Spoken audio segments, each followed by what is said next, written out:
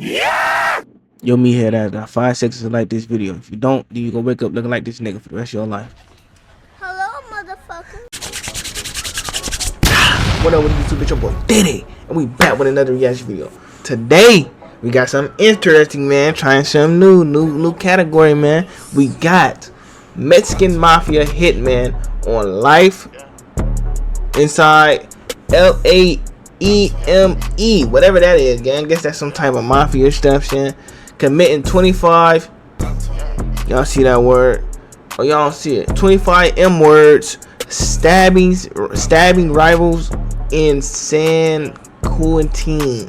Whatever that is, gang. Whatever that's at, gang. But hey, it's a mafia, gang. He was in a mafia? Come on, bro. This gotta be interesting. This gotta be a good video, bro. This video got hella views on it, gang. Hey, let's try to get 2 likes on this video. Roll to 1.8K subs, right? That sub button, turn notifications on when I post videos. Follow me on Twitch. We're doing this live reaction on Twitch, man. Come over to the Twitch. Link description down below. And yeah, man, let's get into the video. Let's get into it. Let's get into this video, man. Contract out on me, and it's pretty much considered open season. One thing is guaranteed. You will kill for the organization. My first homicide I committed with a machete. How much were you being paid? I had $50,000 to play with on any given day. Our responsibility was to take out anybody who resisted selling our dope. The ones that didn't comply, we killed them on the spot. Allegedly in GTA. And we're talking about the expression on the victim's face when he died. It was an addiction. My guest today is Ramon Mendoza, better known as Mundo. Mundo is a former hitman for the Mexican Mafia who's committed dozens of murders both in... Chat, all of this is in GTA the game. Get that photo. This is not real. This is not real life stuff. All game.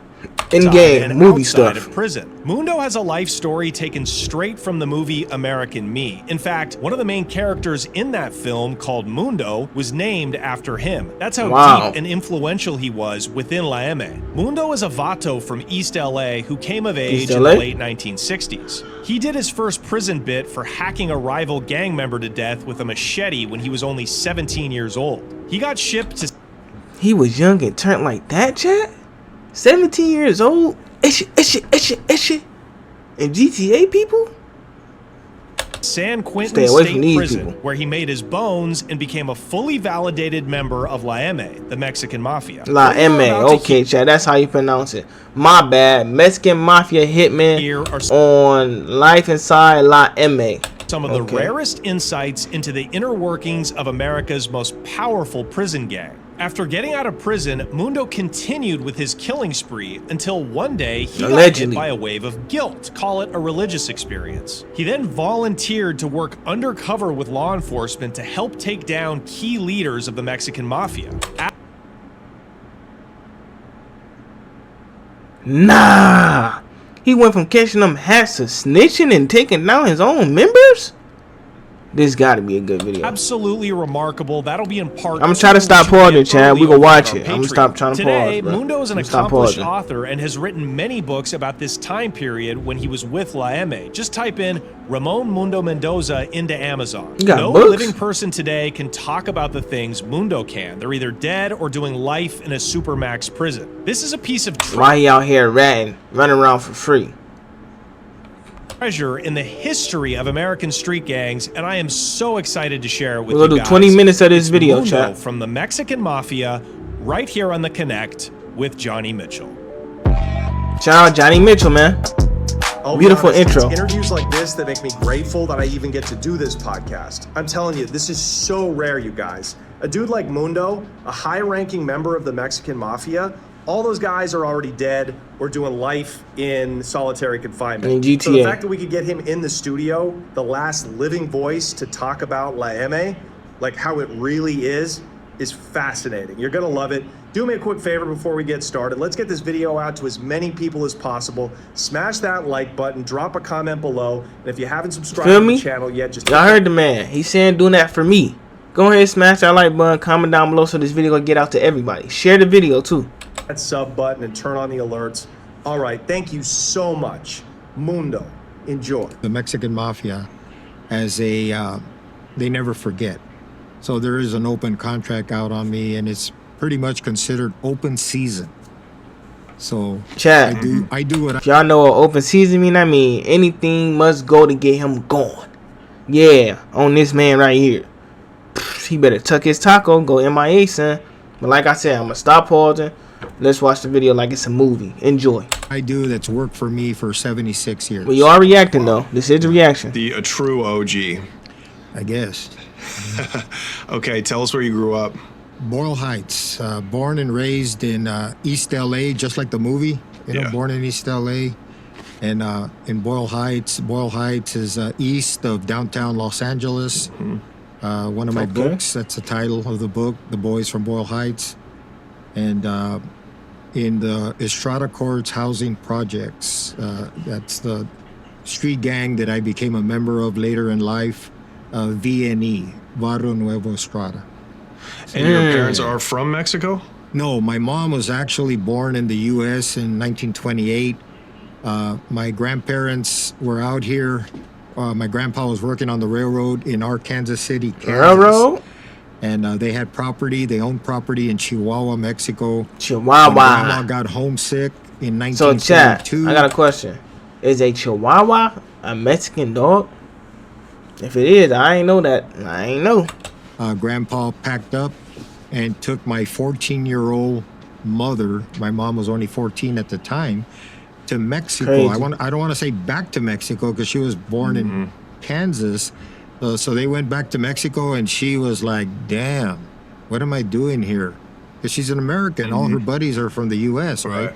So she, at the age of 20, I believe it was, 21, she came back to the U.S. with a cousin of hers, and they went to L.A., and they both began working as waitresses. She was pregnant of me. That's why I tell people I was conceived in Mexico, but born in L.A., so does that make me a Mexican? No. Just kidding. Right? Yeah. But your father? my dad, she met my stepdad. My real father wanted no part of me. Right. He was in Mexico. Right. He was Dang, irresponsible. Shan. He just didn't want So that little growing up without a dad joke, that's not for just Americans. He's Mexican. Grew up without a dad. It's everywhere. to do with a kid. So she met my dad, my stepdad, while she was waitressing. A hard-working guy, blue-collar guy, and he became, as far as I'm concerned, my dad. Right. And that was my stepdad. Right. And you guys grew up in East LA. This is, way pre-crack, violent crime. How was childhood?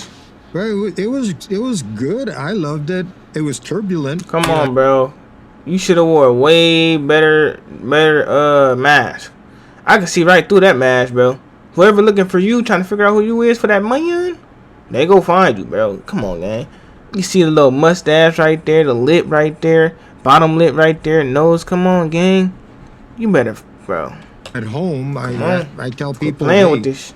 All of this begins at home. Your direction in life, is established at home. That's your foundation.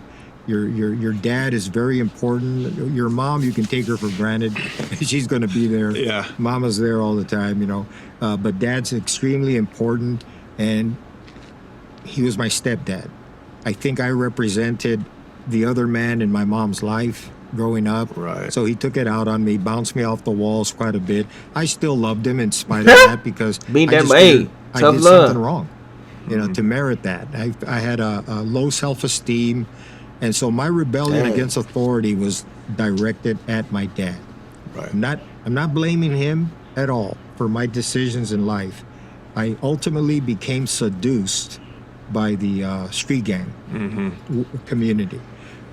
Chat, let me know how y'all feel about that, gang. He said his stepdad used to bounce him off the walls, beat on him, trying to show him tough love, but that's what turned him to the streets. It was all around me. 90% of people that grow up in gang-infested areas do not become gang members. That's a misnomer. But your chances of getting involved are higher, obviously, if you grow up in that area. And I think that's what happened to me. I had the contributing factors of the turbulence and the dysfunction at home with my dad. I was a brain in school. I was very, in the smartest classes. Okay, you're smart. But I couldn't overcome the rebellious spirit. And then what I kind of loathed in school, when I would see gang members, I would make fun of them, not to their face, but with the other brains, the other brainiacs, we would kind of make fun of the way they dressed, the way they comported themselves, etc. And then lo and behold, I became a gang member. Little by little. Part of that was the rebellion against my dad, ending up in jail. When I first arrived in juvenile hall, what did I see? Polarization. Whites, blacks, and Mexicans would go to their own groups. So I figured, well, in order to survive, this is what I have to do. So, Chad, that's what I be hearing about. Like, when I watch all them documentaries and in jail, like 30 days in, this, that, and the third, people always talking about prison is broken up into groups about your race or religion. And yeah, he's saying it again right here, bro. I ain't never going in there. God forbid I go in there. I ain't going in there, bro. I don't never want to see them member look like a Chicano Mexican American gang member look like in, this is the 50s we're talking, late 50s. Yeah, late 50s and through the mid 60s. Tattoos, hair slick. Was like a straight GTA San Andreas Mexican character out the video game, though. Straight out the video game too. Back, khakis, Frisco's, Pendleton shirts, Sir Guys. In fact, there was a store. I have a picture somewhere of Al's Army and Navy on Whittier Boulevard. And they sold nothing but apparel. I think today there's a store somewhere in Southeast LA called Greenspans. They supplied a lot of the attire for the movie set of American Me, and they do that for other movie sets that depict cholos, right? Gang members from that time frame. So that was the typical attire. Wow. I even have a write-up from the LA Herald Examiner, a newspaper that's now extinct. In the fashion page, they did a story on cholo fashion, Yeah, so I mean, it was really fly. Yeah. Especially if you're well built, you got the suspenders and the socks rolled up. Oh, yeah. I assume nobody really had guns.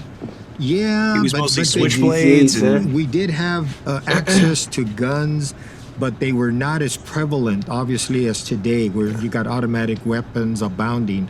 But back then, it was predominantly tire irons, bumper jacks.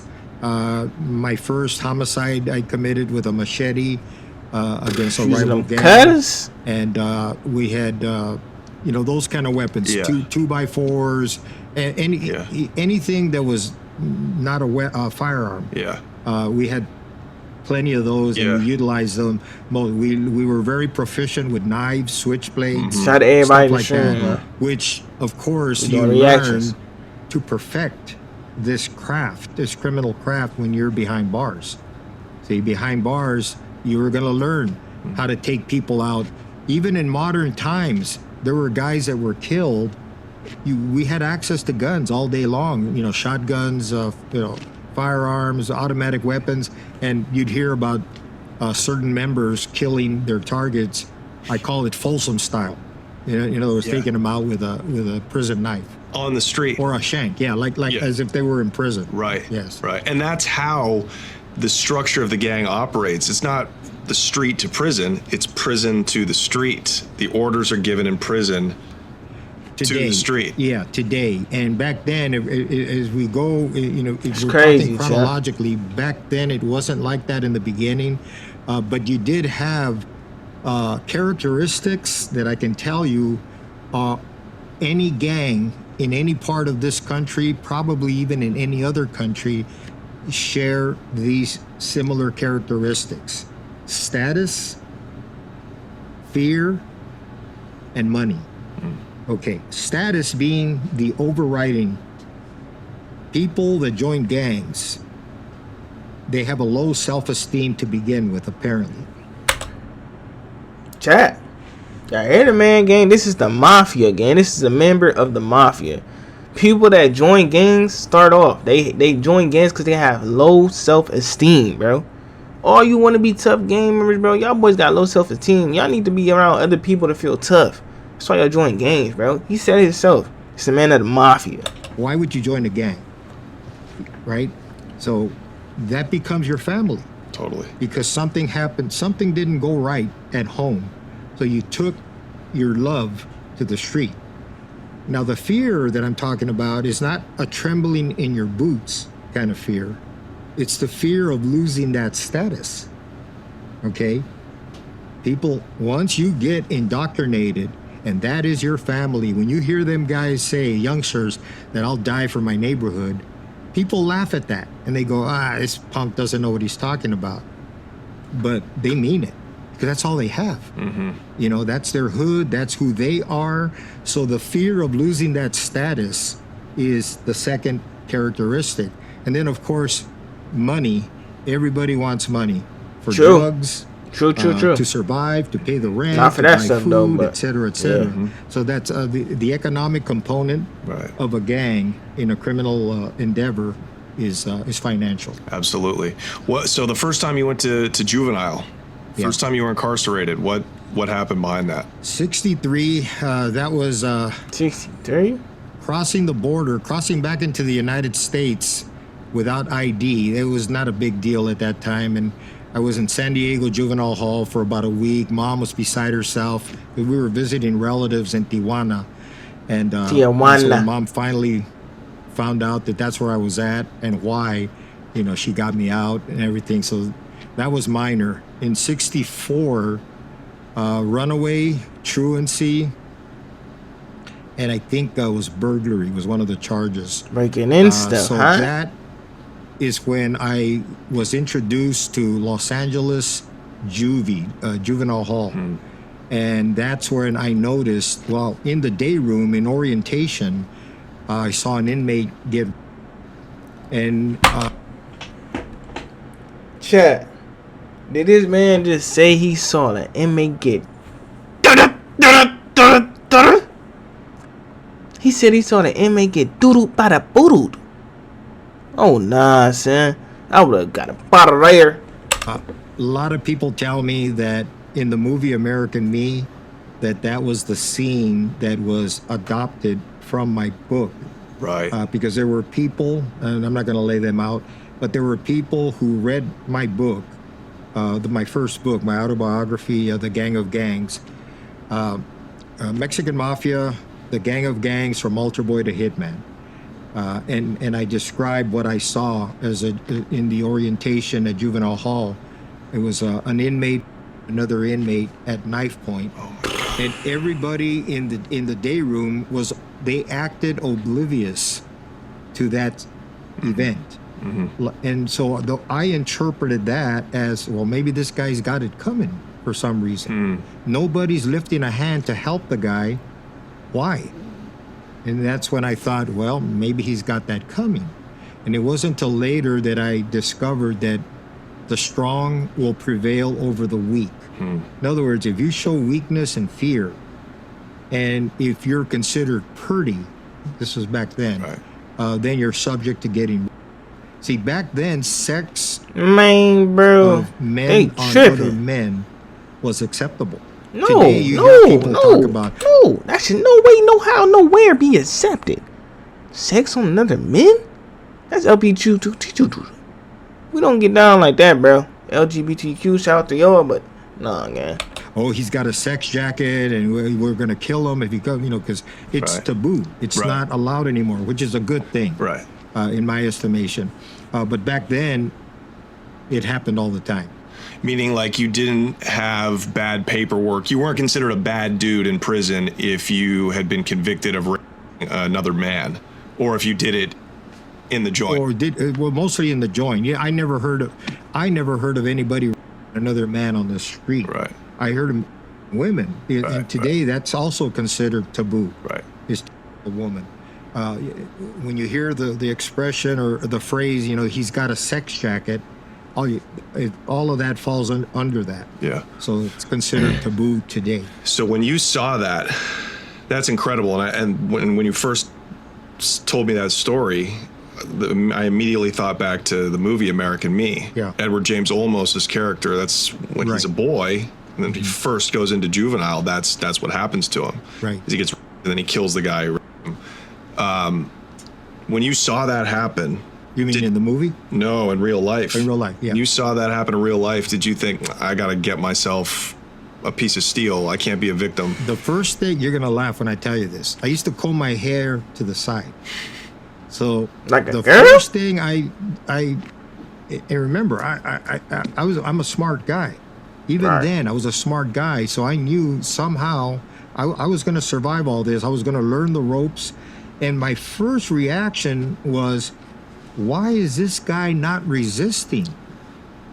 You know, I was a square from Delaware, but I'd be fighting my ass off. Yeah. You know, I don't care shank or no shank. I'm going to be fighting, right? Yeah. Oh, You're going to get this easy. And this guy is just real passive, and he drops his briefs. But the thing is, I'm thinking of possibly intervening on his behalf. But I look around, I say, well, you know, before you do take on more than you can chew here, Take the temperature. Why are the other inmates who are aware of what's going on, why are they not lifting a hand to help? Right. There must be a reason. And that's why I backed off. But when I said you're going to laugh, I from orientation, which was a dorm, we get assigned to a room. And so when I got to the room, I had my own room, I had a mirror and everything, and I started brushing my hair back, combing my hair back. I said, my hair is going to be just like the other cholos. Yeah. Not to the side, you know.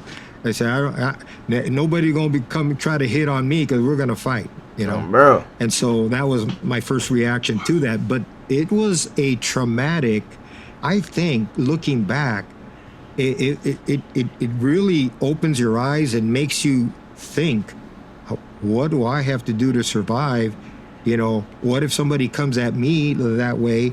You know, what am I going to do? You got to be ready and this and that. And so that's how I, little by little, started learning the ropes. I became aggressive, little by little. Chat, what is your opinion on that, bro? Like, how y'all feel about that game? How would y'all feel if y'all seen another man getting R-word in prison? You went to prison, we walked the bail, you end up seeing somebody get did down with something to their neck, gang. Like, how would y'all feel, man? I don't know how I would feel, because I'm never gonna put myself in that predicament, gang. I will never, God forbid, I don't ever want to see them wars, them jail wars, gang. So y'all let me know how y'all feel if y'all seen that happen to a man. The gang members told me there, he recognized me from school, and he said, hey, you were at Stevenson. I go, yeah, you're Bugsy. You're Bugsy from King Cobras. And so he kind of took mercy on me or whatever, or he looked at it like he's a fellow Chicano. He's right here with us. So he started telling me the rules, the reglas. You don't take any crap from anybody. If somebody disrespects you, especially from another ethnic group, you respond with violence. You don't wait. You know. So I had an encounter with a black inmate who was playing the dozens. We were in a little area. We were in a trustee tank, and he started playing the dozens, sex talking, and I didn't think twice. I figured, hey, I'm not gonna let even words enter. And I got a mop bucket. I dumped the water, and then I hit him upside the head with a mop bucket, knocked him out. Yeah. And they locked me up. They locked him up. He probably would have whipped my ass. He was a big guy. Probably would have whipped my ass if it would have been one-on-one. I said, no. In jail, gotta do what you gotta do, man. Fair fight thing. If he's a bigger guy, I'm gonna get him with an equalizer. I got him with a mop bucket, and I earned some respect. Yeah. You know, and that's what you're doing. You're earning respect. Yeah. You're not tolerating. And how long was that first stretch in juvenile? 64. I think that one was about 10 months. I got out the day of the Watts riots. Okay. August of 1965. The Watts riots were going on, and there were a lot of gang members in my block. I had a cousin who worked for the sheriff's department, and they were from East LA sheriffs. They would go to every agency had cops and deputies that would go to the riots, and he was explaining how they would go 4 deep in a car, and he was sharing war stories of how they were busting heads, you know, out from the people that were rioting. This episode is sponsored by GLD. This is my go-to for all of my jewelry needs. Man, come here for that, Shan. Came for the Mafia, man. That fake old jewelry. Okay, so you're just... But I'm hanging around with the VNE guys, but I remember I just got out from doing time, my first little stretch. They violated me in December, and I ended up parlaying what should have been a 60 or 90-day parole violation into 3 years and 2 months in the youth authority. And you talk about screwing up. I joined the ethnic clique, which would be the equivalent to a prison gang, but it really wasn't. It's just the ethnic clique. Every ethnic group had their little clique of enforcers. So I became like one of the enforcers. I became the pres, which is Spanish slang for president of L Company. L Company in Preston. Preston as well, with a youth facility. I ended up, and I still hadn't joined a gang. I'm in jail, and I'm living it up. And a lot of violence, a lot of attacks. I almost killed a guy with a barbell. Wow. He was a weightlifter, and I got him in the weight area. And he was claiming. He was claiming to be from a neighborhood that he wasn't. And I got him with a dumbbell. I think it was a 15, 20-pound dumbbell. The ones you do the curls with. And knocked him out. His body was convulsing, and my fear after I did the deed is maybe I had killed him, but he survived. And you hadn't yet killed anyone? I hadn't yet killed anyone. I didn't kill anyone. That would have been his first hat. So when I get out of the YA, and I tell you I did 3 years and 2 months. Side question: why is his belt buckle all the way up to his chest, his heart? Come on, gang. You gotta pull your belt buckle down, gang. I get it. You got a little stomach, but bro, that's unacceptable, gang. You tripping. I was 19 years old, going on 20. I hadn't turned 20 yet. And then while I wasn't out but a couple months, and I end up getting, I go to White Fence. That's our rival, one of the rival neighborhoods that we battle against. In Boyle Heights. Shout out to everybody in the stream, man. Y'all follow up. Neighborhood there, looking for a friend of mine who happened to be from White Fence. He was a family friend. Without thinking, you don't go into a rival turf and think you're going to necessarily escape unscathed. You're entering somebody else unless you're escorted in by one of your rivals. Then that guy is telling the rest of them he's with me. You know, even though we're rivals, he's a friend of mine. So hands off. That wasn't the case. I went on my own, knowing that he was at a dance at a teen center, and I went to seek him out. He wasn't there, and I was instead confronted by a bunch of White Fence gang members. Most of them young teenagers like me, but a few of the older guys that were there supervising, and they gave the green light to the youngsters to conduct a Pearl Harbor on me. That's when you rat pack somebody, we call it Pearl Harbor, right? So they did a Pearl Harbor on me. They busted. I felt 2x4s, beer bottles were busting on my head, and I could taste the intermingle of blood and beer in my mouth. You know, from all the and all I could do was cover up because it was like an onslaught, and I'm thinking, what an effed up way to go, you know. Dang, he thought he was out of there, chap. I'm letting down my neighborhood. I'm thinking of the status. I'm thinking of the loss of my personal identity, my gang identity, as I'm being beaten by these guys, right? Relentlessly. And then suddenly I heard the voice. I describe it as the voice of an angel. It was a female, a little older than most of us teenagers. And she's yelling at them and saying, leave him alone. He knows David. Leave him alone. And little by little, the assault abated. I could feel it abating. And okay, that's good. That's good. Most Shout of them out were to her. drunk. They all came up to me, you know, I'm sorry. And then one of the young guys His name was Bobby Loco. He Bobby came up Loco. to me to shake my hand. And I told him, that's okay, Holmes. I'm okay. I was stemming the flow of blood, that was coming out of my head. And I just wanted to get out of there. And so I didn't shake his hand. And I just said, that's okay. That's cool. And I went walking out. I went to my vehicle, started it. My neighborhood is about 5 blocks it's on the other side of the freeway. And the guys from my neighborhood were there partying in the circle. So when I drive up, gotta go get him, bro. They see me drive up, they gotta go greet get me, him. and then they see me get out the car and they see me bloody. And hey, what happened? Who did that? And I told white fence. And I'm looking for the weapons that we had under the artificial turf. And I saw the machete. I go, that's mine. So everybody's getting a weapon, and we all jump back in the car. Man. We go back. Let's go. And let's go. We attacked the dudes from White Fence who were still there. Hold up, Chuck. And my first. We whopped the bitchy bell. Damn, we 27 minutes in, bro. That was getting good.